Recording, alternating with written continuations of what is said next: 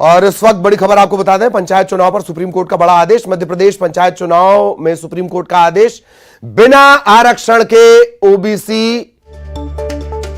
OBC आरक्षण के स्थानीय निकाय के चुनाव होंगे। चुनाव आयोग को 2 हफ्ते में अधिसूचना जारी करने के लिए कहा गया है। कोर्ट ने पिछले 2 साल से 23,000 के करीब स्थानीय पद जो निकाय के हैं वो खाली पड़े हुए हैं। 5 साल में चुनाव करना सरकार का संवैधानिक दायित्व है, ये कहा गया है। आरक्षण देने के लिए ट्रिपल टेस्ट को पूरा करने के लिए और वक्त नहीं दिया जा सकता। लगातार हम आपको ये बता रहे थे कि कभी भी फैसला आ सकता है। आखिरकार वही हुआ, महाराष्ट्र की तर्ज पर और झारखंड की तर्ज पर। महाराष्ट्र को तो खैर सीधे ही झटका दे दिया गया था, उसी तरीके का फैसला, बिना आरक्षण के होगा चुनाव। पंचायत चुनाव को लेकर सुप्रीम कोर्ट का बड़ा आदेश। मध्य प्रदेश में पंचायत चुनाव होंगे और वो भी ओबीसी के आरक्षण के बिना। आयोग को 2 हफ्ते में अधिसूचना जारी करने के लिए कहा गया है। कोर्ट ने कहा कि पिछले 2 साल से 23,000 के करीब स्थानीय निकाय के पद खाली पड़े हैं। ये पिछली सुनवाई में भी अदालत ने साफ कर दिया था कि हैरानी होती है, 23 से 24,000 पद इस तरीके से खाली पड़े हुए हैं। 5 साल में चुनाव करवाना सरकार का संवैधानिक दायित्व है। इसके अलावा आरक्षण देने के लिए ट्रिपल टेस्ट का जो मानक है, रिकॉर्ड के लिए, रिकॉर्ड जब तैयार किया जाए उसमें ट्रिपल टेस्ट का जो मानक है उसे पूरा करने के लिए और वक्त नहीं दिया जा सकता। सरकार लगातार ये कोशिश कर रही थी कि और वक्त मिले। अदालत ने साफ कर दिया, सबसे बड़ी अदालत ने साफ कर दिया कि और वक्त नहीं दिया जा सकता।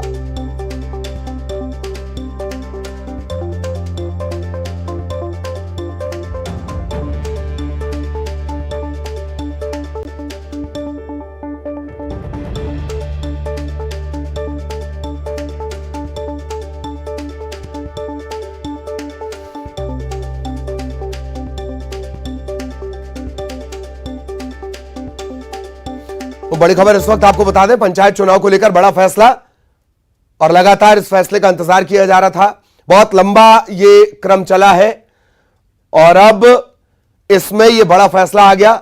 सुशील हमारे सहयोगी इस वक्त हमारे साथ जुड़े हुए हैं, सीधा सुशील के पास आपको लिए चलेंगे। सुशील, बड़ा फैसला, बहुत लंबे अरसे से इंतजार था, आखिरकार वही हुआ महाराष्ट्र की तर्ज पर। सुशील।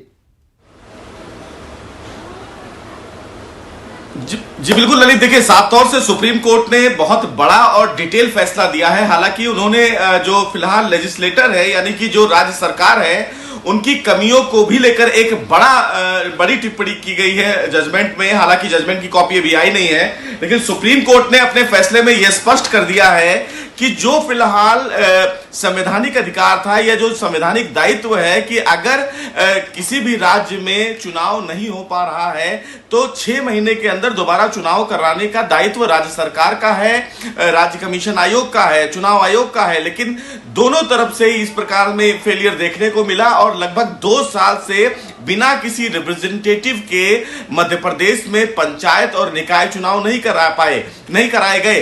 ये कहीं ना कहीं एक बड़ा फेलियर देखने को मिला। हालांकि सुप्रीम कोर्ट ने यह स्पष्ट रूप से कहा कि अब राज्य सरकार को ट्रिपल टेस्ट और डीलिमिटेशन के लिए और समय नहीं दिया जा सकता है। सरकारें ऑलरेडी बहुत ज्यादा लेट हो चुकी हैं, लिहाजा जो भी सीटें ओबीसी आरक्षित हैं वो सामान्य के आधार पर ही होंगी, यानी कि जैसा महाराष्ट्र में चुनाव हुआ, जैसा झारखंड में चुनाव हुआ। हालांकि मध्य प्रदेश सरकार की तरफ से यह कहा गया कि लगभग 49% ओबीसी की जो जनता है उन पर इसका इंपैक्ट पड़ेगा, लेकिन सुप्रीम कोर्ट ने कहा कि राज्य सरकार को अपने समय के आधार पर इसको सोचना चाहिए था। अब जब चुनाव सर पर है तो राज्य सरकार और चुनाव आयोग दोनों लोगों की तरफ से यह कहा जा रहा है कि उन्हें समय दिया जाना चाहिए। बहरहाल सुप्रीम कोर्ट ने अपना बड़ा आदेश जारी करते हुए पंचायत चुनाव और निकाय चुनाव को लेकर कहा है कि 2 हफ्ते के अंदर चुनाव आयोग डिक्लेयर करेगा चुनाव और उससे संबंधित कंप्लायंस रिपोर्ट सुप्रीम कोर्ट में दाखिल की जाएगी। लेकिन बिना ओबीसी आरक्षण के जो मध्य प्रदेश के लिए एक बड़ी कहीं ना कहीं खबर मानी जा रही है वो यही है कि इस बार जो पंचायत और निकाय चुनाव होंगे उसमें ओबीसी आरक्षण नहीं शामिल किया जाएगा। राज्य सरकार के लिए भी अगर देखा जाए तो एक बड़ा झटका है, क्योंकि राज्य सरकार चाह रही थी कि ओबीसी आरक्षण की प्रक्रिया को लागू करने के लिए उन्हें समय दिया जाए। हालांकि 2 हफ्ते का समय तुषार मेहता की तरफ से मध्य प्रदेश सरकार मांग रही थी, लेकिन सुप्रीम कोर्ट ने स्पष्ट कर दिया कि अब राज्य सरकार को और समय नहीं दिया जा सकता है, क्योंकि राज्य सरकार पिछले 2 साल वैसे भी लेट है और तय समय जो फिलहाल कृष्णमूर्ति का जजमेंट है उसमें यह कहा गया है कि लेजिस्लेटर की यह जिम्मेदारी होती है कि कोई भी क्षेत्र बिना उनके रिप्रेजेंटेटिव के आगे नहीं बढ़ सकता है। और पंचायत चुनाव में लगभग 23,000 लगभग 200 सीटें खाली हैं और 236 निकाय चुनाव की सीटें खाली हैं, जिसमें 2 साल से कोई रिप्रेजेंटेटिव नहीं है। सुप्रीम कोर्ट ने कहा यह हमारे लिए एक शॉकिंग रहा और न केवल मध्य प्रदेश का यह हाल है बल्कि महाराष्ट्र में भी यही चीजें देखने को मिली। तो सुप्रीम कोर्ट ने यह स्पष्ट कर दिया कि अब राज्य सरकार को और समय नहीं दिया जा सकता है डीलिमिटेशन के लिए, ट्रिपल टेस्ट के लिए। और कहीं ना कहीं अगर देखा जाए तो मध्य प्रदेश सरकार के लिए एक बड़ा झटका है, क्योंकि तमाम सीटें जो ओबीसी के लिए आरक्षित थी अब वो तमाम सीटें समान कैटेगरी पर चलेंगी। जी जी जी। वैसे सुशील, देखा जाए तो जब आपसे हमारी पिछली चर्चाएं हुई, दरअसल सुशील लगातार इस पूरे घटनाक्रम पर नजर भी रखते हैं, इस वजह से सुशील ऐसा लगता है कि ये तो होना ही था। 1-2 बार चर्चा के दौरान भी आपने कहा कि देखिए अदालत के फैसले का तो सबको इंतजार है, पर महाराष्ट्र के झटके के बाद और जो कमेंट लगातार जो टिप्पणियां लगातार की जा रही थी, एक का आपने जिक्र किया कि हैरानी होती है इतने सारे पद खाली हैं, जिम्मेदारी भरे पद। दूसरा यह भी कहा गया कि अगर ओबीसी को आरक्षण नहीं दिया जाएगा तो क्या कयामत आ जाएगी। इस तरह के सख्त टिप्पणियों से ही यह साफ हो रहा था कि यह तो होना ही है, लेकिन फिर भी अदालत ने सभी को सुना। सुशील, जस्टिस खानविलकर जाने जाते हैं, जस्टिस खानविलकर ने जिस तरह जस्टिस खानविलकर जाने जाते हैं, जस्टिस खानविलकर ने स्पष्ट रूप से जब मध्य प्रदेश के मामले में सुनवाई की और जब ये रिकॉर्ड तलब किया गया, तभी हम लोगों को ये शंका हो गई थी कि कहीं ना कहीं मध्य प्रदेश में चुनाव का पेच फंस सकता है और इसीलिए रिकॉर्ड तलब किए गए थे। साफ तौर से जिस तरह मध्य प्रदेश सरकार की तरफ से और ओबीसी कमीशन को लेकर जब आड़े हाथ सुप्रीम कोर्ट ने लिया और ये कहा कि जहां पर चुनाव होने वाला है उस चुनाव में आपने वार्ड लेवल पर किस प्रकार के रिकॉर्ड को सबमिट किया, आपने डिस्ट्रिक्ट लेवल पर रिकॉर्ड सबमिट किया, लेकिन चुनाव वार्ड लेवल पर हो रहा है। तो लगातार जो फिलहाल सुप्रीम कोर्ट सवाल कर रहा था ओबीसी आरक्षण को लेकर, तैयारियों को लेकर, और राज्य सरकार जिस तरह कह रही थी कि हमें और समय दिया जाना चाहिए ताकि हम अपनी प्रक्रिया को पूरी कर लें, तो जस्टिस खानविलकर ने कहा था कि यह हमारे लिए एक शॉकिंग रहा कि राज्य सरकार अब यह कह रही है कि हमें और समय दिया जाना चाहिए, जबकि 23,260 सीटें पिछले 2 साल से मध्य प्रदेश में बिना किसी रिप्रेजेंटेटिव के चल रही हैं। राज्य सरकार को इसका धुन नहीं है, निकाय चुनाव में कोई भी रिप्रेजेंटेटिव नहीं है, जनता के लिए सरकार सबसे सर्वोपरि है। लेकिन जब ऑलरेडी मध्य प्रदेश सरकार 2 साल लेट हो चुकी है, तो ऐसे में किस बात की उम्मीद वो हमसे कर रहे हैं। और सुप्रीम कोर्ट ने यह भी कहा कि अगर हम पंचायत चुनाव या निकाय चुनाव में ओबीसी आरक्षण को सम्मिलित करने की इजाजत दे देंगे तो और जो राज्य सरकारें हैं वो सुप्रीम कोर्ट पहुंच जाएंगी। तो यह सुप्रीम कोर्ट नहीं चाहता था। हालांकि कहीं ना कहीं अगर इसमें देखा जाए तो मध्य प्रदेश सरकार की तरफ से पूरी दलील दी गई, लेकिन जो संकेत हम लोगों को लग रहा था वो यही था कि सुप्रीम कोर्ट अपने फैसले में किसी भी प्रकार से बदलाव नहीं करेगा, क्योंकि मध्य प्रदेश सरकार की तरफ से तैयारियां पूरी नहीं है और बिना पूरी तैयारी के सुप्रीम कोर्ट में मध्य प्रदेश चाह रही थी जिसको राहत मिले। लेकिन जस्टिस खानविलकर ने जब संकेत दे दिया तो हमें पहले से यह जानकारी हो गई थी कि मध्य प्रदेश को ओबीसी आरक्षण नहीं देगा सुप्रीम कोर्ट, और वही फिलहाल सुप्रीम कोर्ट में हुआ। बिल्कुल बिल्कुल। सुशील, लगातार बने रहिएगा। दरअसल प्रतीक का भी नजर इस पूरे घटनाक्रम पर बनी रही।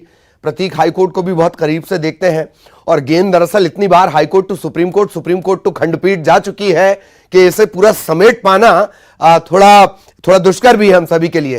प्रतीक, आपके पास मैं आना चाहूंगा। यह तो होना ही था, आखिरकार वही फैसला आया जिस पर हम लगातार चर्चा चल रही थी। लेकिन एक बात जो आपने प्रतीक पिछले बार कही कि अब हाईलाइट यह किया जाएगा कि साहब हमने तो 35% मांगा था। प्रतीक, देखिए बिल्कुल सियासी उठापटक के बीच ये स्पष्ट हो गया कि महाराष्ट्र का ऑर्डर ही मध्य प्रदेश में इंप्लीमेंट होगा। इस बात की चर्चा हम शुरुआती दिन यानी 6 मई से ही कर रहे थे, जब सुप्रीम कोर्ट में सुनवाई पूरी हो चुकी थी। चूंकि कई खामियां थी जिस प्रकार से प्राथमिक रूप से कानूनविद चर्चा कर रहे थे, कानून के जानकार भी चर्चा कर रहे थे कि कहीं ना कहीं कुछ लोचा है इस रिपोर्ट में, और सुप्रीम कोर्ट ने भी अपनी सुनवाई में ओपन कोर्ट में इस बात का अंदेशा जाहिर कर दिया था। बहरहाल जो भी हो, सबसे बड़ी खबर फिलहाल यही है कि मध्य प्रदेश में भी बिना ओबीसी आबादी यानी उनको आरक्षण दिए ही जो निकाय समेत पंचायत चुनाव है वो यहाँ यहाँ पर संपन्न किए जाएंगे। तो महाराष्ट्र की तस्वीर को मध्य प्रदेश में भी दोहरा दिया गया है। स्पष्ट किया गया कि 2 सप्ताह के भीतर अधिसूचना जारी की जाए, यानी लंबे समय से जो प्रक्रिया रुकी हुई थी और सुप्रीम आदेश उस पर आ चुका है। अब कोई इफ या बट नहीं होगा, स्पष्ट है 2 सप्ताह के भीतर अधिसूचना, उसके बाद एक विस्तृत रूप से जो इलेक्शन को लेकर के जो अभी तक रुकावट थी वो पूरी दूर हो चुकी है। निर्वाचन आयोग बार बार कहता रहा कि हम तैयार हैं, हम तैयार हैं, क्योंकि मध्य प्रदेश के सिनेरियो में दरअसल आरक्षण और परिसीमन का जो दायरा है वो सरकार के अधीन रहता है। इस लिहाज से कहीं न कहीं ये तस्वीर जो थी वो अन्य राज्यों की अपेक्षा मध्य प्रदेश में अलग थी। और अब लेकिन अब चूंकि सुप्रीम कोर्ट ने आदेश दे दिए हैं तो अब सरकार की मजबूरी ही है, उसे ये आदेश फॉलो करना होगा और उसके आधार पर ही जो समय सीमा सुप्रीम कोर्ट ने निर्धारित की है उस आधार पर चुनाव होंगे। 321 जो है नगरीय निकाय हैं जिनमें नगर निगम शामिल है, अलग अलग हाउसेस हैं, उसके साथ साथ 23,000 से अधिक ग्राम पंचायतें और निकाय हैं जिनपे 2.5 साल से अधिक वक्त से जो कहीं न कहीं बिना प्रतिनिधित्व के हैं। इस बात पर हैरानी भी सुप्रीम कोर्ट जता चुका है। तो अब आदेश आ चुका है और अब इंतजार है कि सरकार कितने जल्द कदम उठाए और मध्य प्रदेश में एक बार जो चुनावी बिगुल है वो बच जाएगा। जी जी, हालांकि आयोग को भी कह दिया गया है, कुछ हफ्ते भी दिए गए कि इतने में आपको तैयारी पूरी कर लेनी है और जानकारी अधिसूचना जारी कर देनी है। प्रतीक लगातार आप हमारे साथ बने रहेगा, सुशील लगातार हमारे साथ बने हुए हैं। सुशील, मैं आपके पास आना चाहूंगा, थोड़ा सा मैं साफ करना चाहूंगा कि कुछ लोग जो नहीं सुन पाए हैं उनके लिए साफ करें, क्या ये पंचायत और निकाय दोनों पर यह आदेश लागू होगा? इन दोनों के लिए यह फैसला आया है? और दूसरा, अगर डिटेल्ड कॉपी इस फैसले की कब तक आ पाएगी, कब तक बाकी स्थितियां साफ होंगी? फिर अगला सवाल सुशील। जी देखिए ललित, जो चुनाव फिलहाल को लेकर मध्य प्रदेश में जो फिलहाल पंचायत और निकाय चुनाव है, ये फिलहाल फैसला दोनों पर लागू होगा। यानी कि जो पंचायत चुनाव होगा, जो निकाय चुनाव होगा, उन दोनों चुनाव में आरक्षित सीटें जो भी रिजर्व की गई हैं वो फिलहाल सामान्य के आधार पर ही की जाएंगी। यानी कि ओबीसी की जो तमाम सीटें हैं उनको समान कैटेगरी के में मानकर ही चुनाव करवाया जाएगा। दूसरा कि न केवल ये मध्य प्रदेश के लिए आदेश है बल्कि तमाम जो राज्यों में आने वाले समय में चुनाव होगा, अगर उन सरकारों के बीच में डिलिमिटेशन और ट्रिपल टेस्ट के आधार को खरा नहीं माना जाएगा, यानी कि अगर उसकी प्रक्रिया को पूरा नहीं किया जाएगा तो यही आदेश वहां पर भी लागू होगा। सुप्रीम कोर्ट ने यह स्पष्ट कर दिया है कि बिना ओबीसी आरक्षण के अब मध्य प्रदेश में पंचायत और निकाय चुनाव का आयोजन किया जाएगा। 2 हफ्ते के अंदर स्टेट इलेक्शन कमीशन इलेक्शन को नोटिफाई करेगा। मध्य प्रदेश सरकार अब चुनाव की प्रक्रिया में आगे बढ़ेगी। चुनाव फिलहाल राज्य चुनाव आयोग की जिम्मेदारी है कि 2 हफ्ते के भीतर तमाम प्रक्रिया को पूरा करके और इलेक्शन को नोटिफाई किया जाएगा। और वो 2 हफ्ते का जो समय है वो आज से लागू होता है, क्योंकि सुप्रीम कोर्ट ने आज ही अपना आदेश दिया है। यानी कि आज से जो 12 दिन का समय होगा उसमें चुनाव आयोग की जो कार्यवाही है वो बढ़ जाएगी, जिम्मेदारी बढ़ जाएगी, क्योंकि इन 2 हफ्तों में उनको तमाम चीजें समेटनी है, तैयारियां करनी है। चुनाव को लेकर सुप्रीम कोर्ट ने यह स्पष्ट कर दिया है कि चुनाव में अब और देरी नहीं की जाएगी। राज्य सरकार पहले इस मामले में देरी कर चुका है और यह राज्य सरकार का दायित्व है कि वो अपने तय समय पर ही चुनाव करवाए। और जिस तरह मामला सुप्रीम कोर्ट पहुंचा और सुप्रीम कोर्ट के सामने ये बात हैरानी से देखी गई कि 23,000 से लगभग ज्यादा सीटें फिलहाल बिना किसी रिप्रेजेंटेटिव के मध्य प्रदेश में खाली हैं। 261 सीटें जो निकाय चुनाव है वहां पर भी कोई रिप्रेजेंटेटिव नहीं है। ये फिलहाल वहां की जनता के लिए एक बड़ा संकट है कि आखिर वहां की जनता अगर इस चुने हुए सरकार में क्यों इस प्रकार की परेशानी झेल रही है। और वही सुप्रीम कोर्ट को लगा कि अब राज्य को यानी कि मध्य प्रदेश सरकार को और समय नहीं दिया जा सकता है चीजों को और फर्दर डिले करने के लिए। इसलिए सुप्रीम कोर्ट ने यह कहा है कि this is the very serious view, we can not give some other time of state of MP.